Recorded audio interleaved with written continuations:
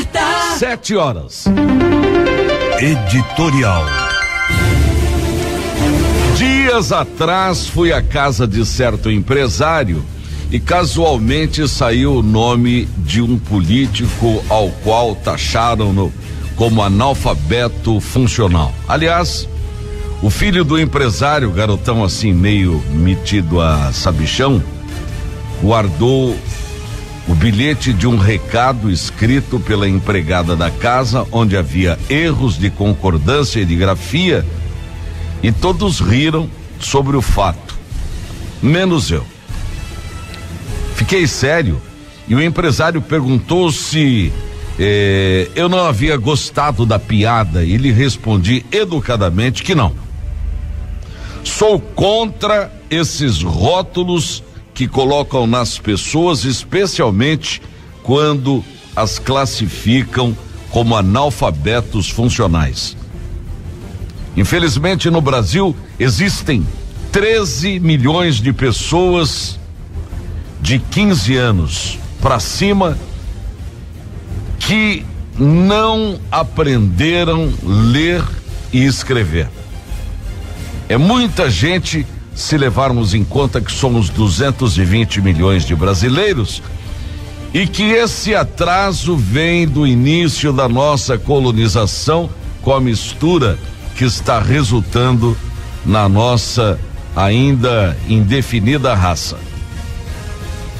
Não há como tipificar o povo brasileiro. Quando se fala em africanos, nos vem à mente como tais pessoas são, assim como um alemão, um holandês, um norte-americano, mas brasileiro não tem ainda um biotipo definido, dada a nossa mistura de raça e a nossa miscigenação. Somos mistura de índios, negros e brancos, portanto podemos parecer com tudo, menos com uma raça já definida. E isso levará, segundo cientistas, várias centenas de anos para que finalmente possamos definir o resultado da nossa miscigenação. Nosso país figura entre as 10 economias mais poderosas do planeta. Temos uma admirável capacidade econômica e de recuperação, mas mesmo assim, no ano passado tínhamos 13 milhões de pessoas com mais de 15 anos de idade incapazes de lerem o lema da nossa bandeira, que é ordem e progresso. Temos questões sérias de educação, algumas delas tratadas como se fossem de fundamental importância, sem serem, e que deveriam ser tratadas como algo transversal e de lateralidade na educação, diferente daquilo que as pessoas realmente necessitam. Hoje colocam como prioridade os debates sobre a diversidade, doutrinação, discussão de gênero, etc. Isso tem que aparecer, sim, no trabalho pedagógico, mas é um movimento lateral. A função concreta da escola está na base científica, nas questões de solidariedade social, etc. É simples ver a importância do ensino científico.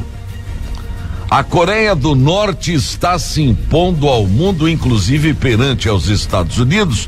Por quê?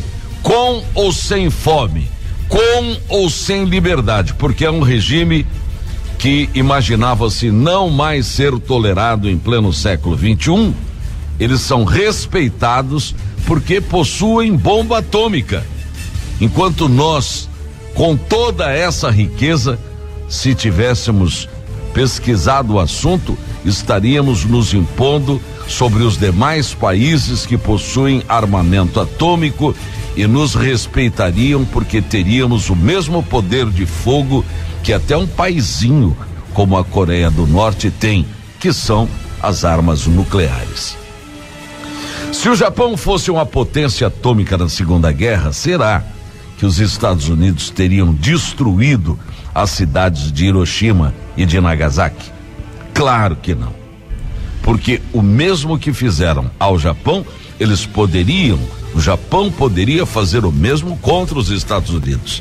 A carnificina que os americanos fizeram contra o Japão foi uma covardia. Seria como alguém com um fuzil enfrentando um adversário com tacape, arco e flecha. O Brasil precisa fazer uma profunda reflexão sobre uma educação científica e não ficar discutindo temas que, embora sejam importantes, não substituem aqueles que tornam o homem inteligente e capaz de ver mais à frente aquilo que é necessário enxergar. Ainda somos um país com gente analfabetizada e, o que é pior, temos preconceito sobre quem não teve a felicidade de ser alfabetizado por N motivos. O analfabeto é uma vítima do próprio sistema que deveria tratar a educação como um objeto de Estado. Quem não se alfabetizou não o fez por querer, mas por alguma necessidade. O mais cruel na nossa sociedade é que tratamos o analfabetismo como uma doença social, como uma ofensa pessoal. Nunca se diz que fulano ou cicrano é analfabeto no sentido de reconhecê-lo como uma vítima do sistema, e sim como uma forma de ridicularizá-lo, diminuí-lo. Quando nos referimos a alguém como analfabeto, fazemos como se fosse uma responsabilidade de quem o é. E isso é fortíssimo. É comum termos conhecidos, funcionários, etc., que não tiveram tempo ou oportunidade de serem alfabetizados corretamente. Daí os recados quase ininteligíveis que nos passam, com erros crassos de concordância, de grafia ou de sintaxe. Para quem não tem o hábito de escrever, anotar qualquer recado é um ato que simplesmente machuca.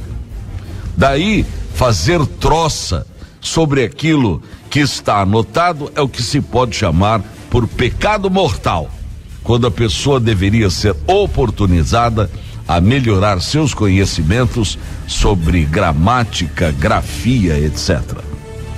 Rir de uma pessoa que assim escreve é rir-se da exclusão, é rir da miséria humana, é rir daquilo que é a falsa capacidade de uma riqueza que aparenta várias coisas. Essas coisas me chateiam no Brasil. Caminhamos diametralmente opostos aos princípios de liberdade, igualdade e fraternidade.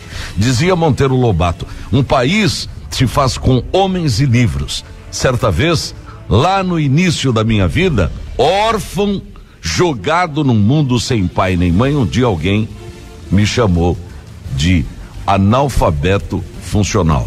E olha, doeu muito. É um tipo de dor que entra na alma da gente e sangra sem ter ferida. Dói sem mostrar machucadura e que ofende o nosso espírito. Muitos se acostumam e aceitam. Outros lutam para superar essas barreiras.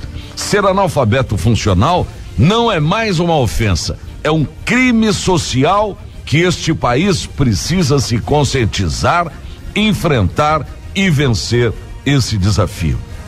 Essa é a educação ideal que um dia este país ainda haverá de analisar, de compreender, de enfrentar e refazer esses caminhos perdidos.